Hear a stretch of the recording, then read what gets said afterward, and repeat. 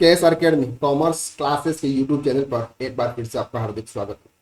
Friends, हम बात कर रहे हैं अकाउंट्स की, और अकाउंट्स के एक प्रीवियस वीडियो में हमने कवर किया था sir golden rules of account, यानी कि सर ट्रांजैक्शन रिकॉर्ड करने के लिए हमारे पास में जो रूल्स है उस रूल्स को हमने डिटेल्स में कवर किया था।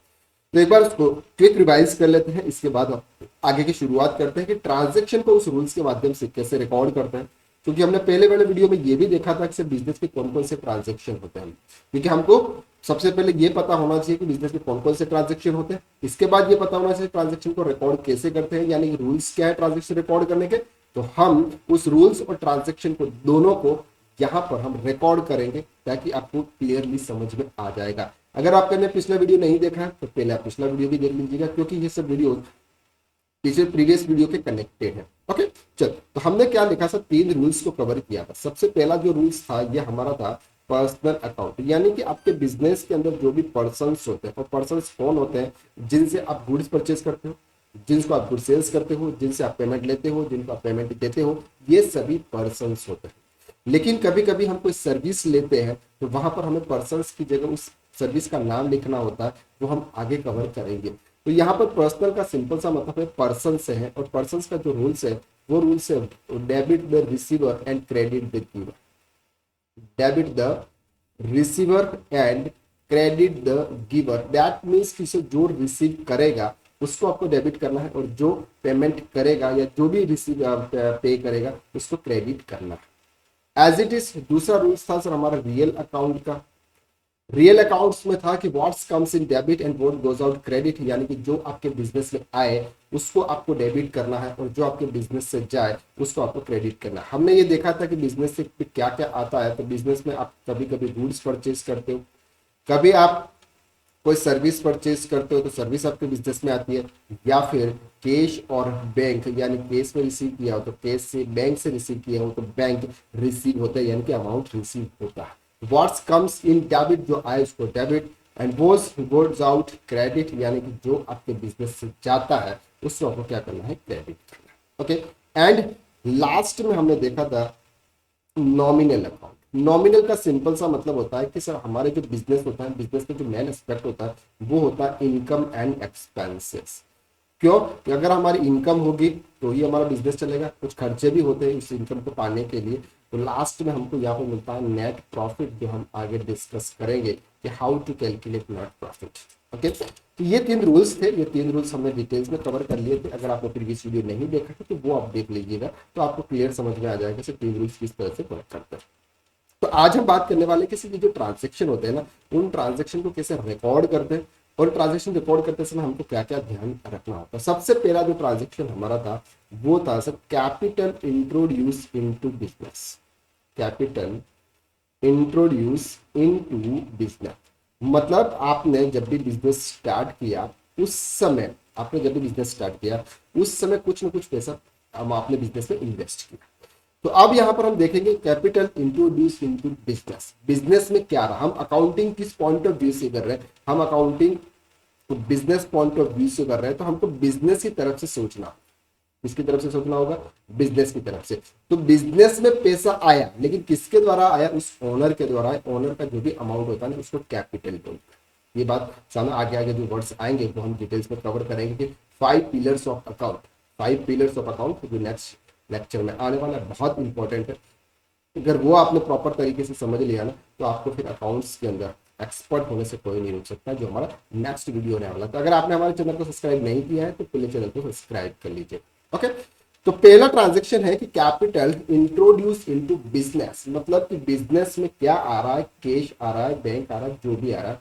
तो पहले फॉर एग्जांपल कैश आ रहा है, यहाँ पर कौन सा रूल्स एप्लीकेबल होगा, what's comes in. What's comes in मतलब बिजनेस में क्या आ रहा है, बिजनेस में कैश आ रहा है, तो आपको इस तरह से करना है कैश अकाउंट डेबिट। जो भी बिजनेस में आए उसको आपको करना है डेबिट। तो अभी बिजनेस में एक कैपिटल इंट्रोड्यूस किया गया है, किसके द्वारा किया गया, उस पर्सन के द्वारा किया गया जो पर्सन इस फर्म का यानी बिजनेस का ओनर है। तो टू का मतलब होता है कि credit the giver. Credit the giver, जो देगा वो क्या होगा, क्रेडिट होगा। कौन दे रहा है? तो राम का नाम लिखेंगे, तो राम की जगह आप कैपिटल डी लिख सकते हैं। फॉर एग्जाम्पल राम, तो मैं एग्जाम्पल ले रहा हूँ आपको यहाँ पे, तो for example 5 lakh rupees. Clear हो गया? तो ये आपका फर्स्ट ट्रांजेक्शन हुआ। किसी भी बिजनेस को हम स्टार्ट करते हैं उसमें पहला जो ट्रांजेक्शन होता है वो यही होता है कि कैपिटल इंट्रोड्यूस इनटू बिजनेस। और कैपिटल इंट्रोड्यूस इनटू बिजनेस में कैश क्या हुआ, हमारे पास में आया, और सॉरी बिजनेस में आया, इसका मतलब हम बिजनेस की अकाउंटिंग कर रहे हैं, तो बिजनेस की अकाउंटिंग में कैश को डेबिट करना पड़ेगा। किससे आया? तो कैपिटल, उस पर्सन का नाम लिखेंगे तो भी चलेगा, या फिर कैपिटल लिखेंगे तो भी चलेगा, कोई इश्यू नहीं। तो पहला ट्रांजेक्शन आपको इजीली तरीके से समझ में आ गया। दूसरा ट्रांजेक्शन हमने देखा था कि हम क्या करते हैं, हम कोई रेंट पर प्रॉपर्टी देखते हैं, और हमने रेंट पर प्रॉपर्टी देख भी ली। हमने उसको ये भी बोला था कि आप sir 40,000 plus 20,000, for example 20,000 per month का रेंट है, तो 20,000 तो आप रनिंग रेंट पे कर रहे हैं, और 40,000 रुपीज जो है वो आपने एडवांस में पे किया है, जो हम बोल रहे थे ना डिपॉजिट के रूप में, उसमें रुपए किया था डिपॉजिट्स के रूप में। तो अब यहाँ पर आप ध्यान से समझेंगे, जब भी आप ट्रांजेक्शन रिकॉर्ड करें सबसे इंपॉर्टेंट जो होता है वो होता है लेजर, यानी कि आपको कौन से पार्टी के नेम लिखने, किस पार्टी के नेम लिखने, वो आपको ज्यादा जरूरी होता है, क्योंकि ट्रांजेक्शन में जो भी नेम यूज होता है वो लेजर्स होता है, लेजर सबसे इंपॉर्टेंट होता है। तो हम यहाँ देख रहे हैं कि 60,000 rupees, 60,000 paid to Mohan, for example Mohan उस प्रॉपर्टी का ओनर है, paid to Mohan for rent. Rent के लिए हमने 60,000 रुपीज पे किया, उसमें 60,000 रुपीज का जो अमाउंट है, ये अमाउंट एक तो क्या है, रेंट डिपॉजिट है, यानी कि 2 मंथ का हम डिपॉजिट देते हैं। 2+1 हम किसी को भी पे करते हैं, कभी भी आप कोई भी प्रॉपर्टी रेंट पर लेने के लिए जाते हैं तो आपको 2+1 देना होता है। 2 मतलब एडवांस में उनके पास में जमा रहेगा, जब तक आपकी प्रॉपर्टी खाली नहीं होगी, जब तक आप यहाँ से जाओगे नहीं, तब तक वो पैसा उनके पास में जमा रहेगा। जब लास्ट में आप जाओगे, या तो वो आपको लास्ट मंथ के रेंट में एडजस्ट करेंगे, या फिर आपको वापस रिवर्ट कर देंगे, जो भी चीज सिचुएशन होगी उस सिचुएशन के हिसाब से होगी। तो अब क्या है, तो अब इस ट्रांजेक्शन में 3 लेजर्स यूज हो रहा है। एक लेजर यूज हो रहा है इससे जो है ये हमें एडवांस रेंट के रूप में पे कर रहे हैं, यानी कि रेंट डिपॉजिट कर रहे हैं, ये हम रनिंग मंथ का रेंट पे कर रहे हैं, और साथ में हम क्या दे रहे हैं, फॉर एग्जाम्पल कैश में पेमेंट कर रहे हैं। यहाँ पर आपके कितने लेजर्स यूज होते हैं? 3 लेजर्स यूज होते हैं। 3 लेजर्स जब एक से ज्यादा, 2 से ज्यादा लेजर्स किसी एक ट्रांजेक्शन में अगर आप करते हो ना, तो उसको कंपाउंड एंट्री बोलते हैं। कौन सी एंट्री बोलेंगे? कंपाउंड एंट्री बोलेंगे। वो कंपाउंड एंट्री हम कैसे करते हैं यहाँ पर देखते हैं। आपने 60,000 रुपीज का फॉर एग्जाम्पल चेक दिया, 60,000 रुपीज का फॉर एग्जाम्पल आपने चेक दिया, तो एंट्री क्या हो जाएगी? अब आपने पे किसको किया है? मोहन को किया। तो यहाँ पर आपको मोहन का नाम लिखना है, या फिर रेंट डिपॉजिट, या फिर रेंट एक्सपेंसेस, क्या नाम लिखना है? तो यहाँ पर आपने जो सर्विस ली है उसका नेम लिखना है। यहाँ पर मोहन का नेम लिखोगे तो आपको समझ में नहीं आएगा कि मोहन कौन है।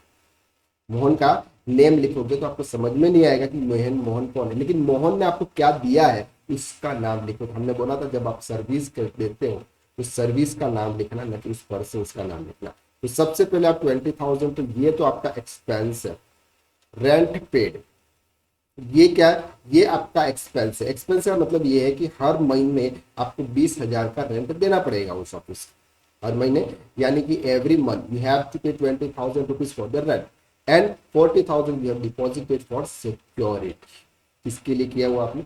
सिक्योरिटी के लिए। तो आपने 20,000 रुपीज रेंट पे किया। तो जब भी हम रेंट पे करते हैं, यानी कि हमारा जो एक्सपेंस होता है, जो खर्चा होता है, उस खर्चे का नाम लिखते हैं, न कि उस पर्सन का नाम। ओके, एंड सेकंड हमने किया हुआ था रेंट डिपॉजिट। तो आप यहाँ पर एक और लेजर यूज करेंगे जिसका नाम है रेंट डिपॉजिट, और उसका अमाउंट कितना है? 60,000। अब क्या दे रहे हो, यानी कि आपके काम से व्हाट्स गोज आउट, क्या जा रहा है आपके बिजनेस से? आपके बिजनेस से कैश जा रहा है, यानी कि बैंक जा रही है। तो टू बैंक अकाउंट, यानी कि बैंक क्या हो रहा है? बैंक का जो बैलेंस है वो कम हो रहा है। तो to bank account 60,000 rupees. I hope कि यहाँ तक आपको क्लियर, ठीक है? कोई भी डाउट नहीं, बहुत इजी है। क्या है सर? हमने रेंट पे किया तो आपको रेंट का नेम लिखना है, उस पर्सन का नाम नहीं लिखना है जिस पर्सन को आपने पे किया हुआ।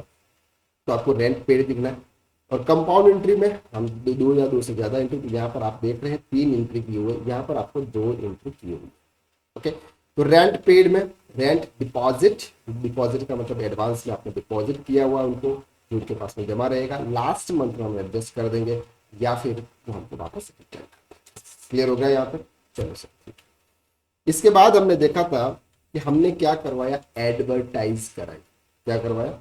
एडवर्टाइज कराई। तो फॉर एग्जांपल आपने एडवर्टाइज कराई, तो advertisement expenses paid ₹10,000 by cash.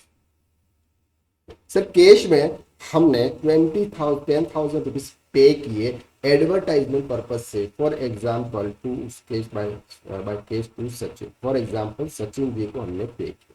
तो यहाँ पर सचिन जी का नाम लिखना है, यहाँ पर उस एक्सपेंस का नाम लिखना है, तो आपको यहाँ पर एक्सपेंस का नाम लिखना है। एक्सपेंस का नाम क्या है?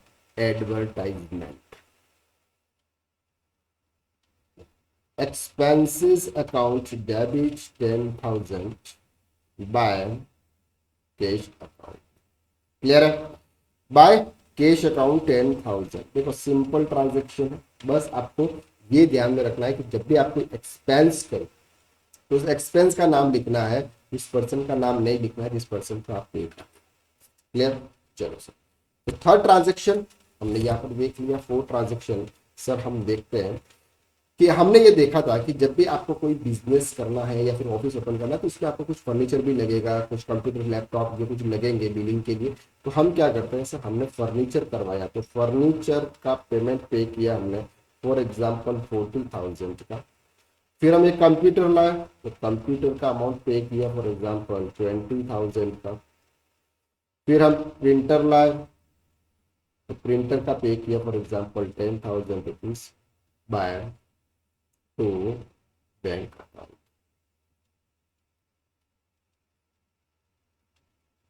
जब भी आप कोई फिक्स एसेट्स परचेज करें, अब फिक्स एसेट्स का मतलब क्या होता है ये तो हम आने वाले लेक्चर्स में भी करेंगे।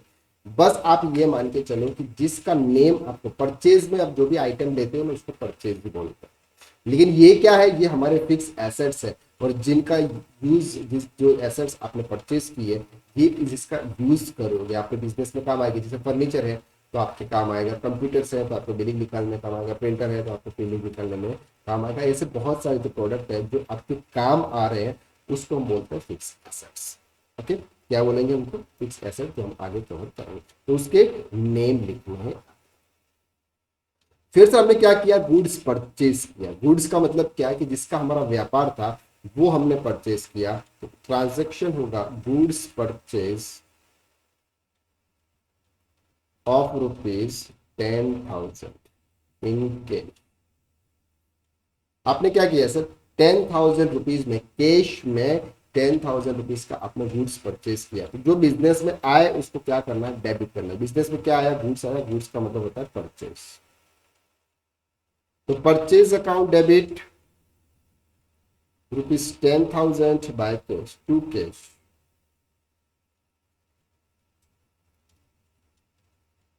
क्लियर हो गया?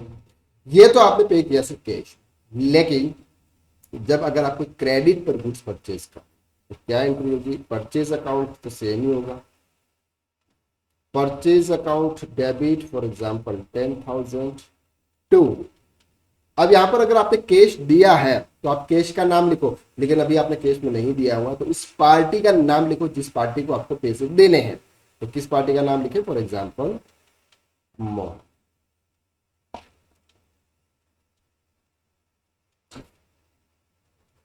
आई होप कि आपको यहां तक क्लियर। परचेज हमने दो तरीके से किया, एक किया कैश परचेज, दूसरा किया हमने क्रेडिट परचेज। तो जब कैश परचेज किया तो एंट्री होती है purchase account debit to cash account, और जब क्रेडिट परचेज करते हैं तो purchase account debit to Mohan account, और इसको हम बैलेंस शीट में ले जाएंगे जो हम आगे डिटेल्स में देखेंगे। क्लियर है यहां तक? चलो, एज इट इज ये जो गुड्स लाए उस गुड्स को हम सेल्स भी करेंगे, तो हम ये बोलते हैं कि sir sales to Akash of ₹50,000। हमने क्या किया सर, आकाश को सेल्स किया। तो फर्स्ट टाइम हम कैश में सेल्स करेंगे तो आपके पास में क्या आ रहा है, कैश आ रहा है, तो कैश अकाउंट डेबिट किस पर्पज से आ रहा है, क्यों आ रहा है, तो हमने सेल्स किया है, इसमें सेल्स आएगा 50,000। यहाँ तक क्लियर होगा। ये किसकी थी सर, सेल्स की एंट्री थी। सेल्स की एंट्री में आता है कि जब हम किसी को सेल्स करते हैं तो गुड्स हमारे यहाँ से जाता है और क्या आता है, कैश या फिर बैंक, या फिर अगर नहीं आता है तो उस पार्टी का नेम लिखना जिस पार्टी से आपको आएगा। तो यहाँ पर आता है, बात कर रहे हैं कि जिस पार्टी से लिखना है, तो party account debit, for example 50,000 to sales account. ये जो 50,000 ये आउटस्टैंडिंग है, हमको लेने हैं और वो कितने देंगे, 50,000 रुपीज आपको देंगे। क्लियर हो गया, यहाँ तक ट्रांजेक्शन आपको समझ में आ रहा है, इजी तरीके से आ रहा है। देन अगर आपने किसी को लोन दिया, अगर आपने किसी को एडवांस में दिया हुआ लोन दिया हुआ, तो हमने मुकेश को लोन दिया, फॉर एग्जाम्पल हमारा एक दोस्त था उसको हमने लोन दिया कैश पे, तो क्या एंट्री हो जाएगी, मुकेश का नाम लिखना। जब आप किसी को लोन देते हो तो उस पर्सन का नाम लिखना, तो Mukesh amount debit to cash account, okay. ये थे आपके जो नॉर्मल ट्रांजेक्शन। जब भी आप किसी ट्रांजेक्शन को रिकॉर्ड करते हैं तो आपको इस तरह से ट्रांजेक्शन रिकॉर्ड करने होते हैं। आई होप कि आपको इजी तरीके से समझ में आ रहा है। हम नेक्स्ट वीडियो के देखेंगे कि 5 पिलर्स ऑफ अकाउंट्स, यानी कि अकाउंट्स के 5 पिलर कौन से हैं जिनको हमें समझना बहुत जरूरी है अकाउंटिंग फील्ड के अंदर। हम 5 पिलर्स ऑफ अकाउंट को समझ लेंगे, इसके बाद हम ट्रांजेक्शन करेंगे, तो वहां पर आपको जितने भी ग्रुप्स हैं वो ग्रुप सही तरह से समझ में आ जाएंगे, जिस बेस पे आप ट्रेडिंग पीएनएल और बैलेंस शीट भी प्रिपेयर कर सकते हैं। तो वीडियो कैसे लग रहे हैं, वीडियो को लाइक कीजिएगा, शेयर कीजिएगा, और अगर आपने हमारे चैनल को सब्सक्राइब नहीं किया है तो प्लीज इस चैनल को सब्सक्राइब कर लीजिएगा। Thank you so much.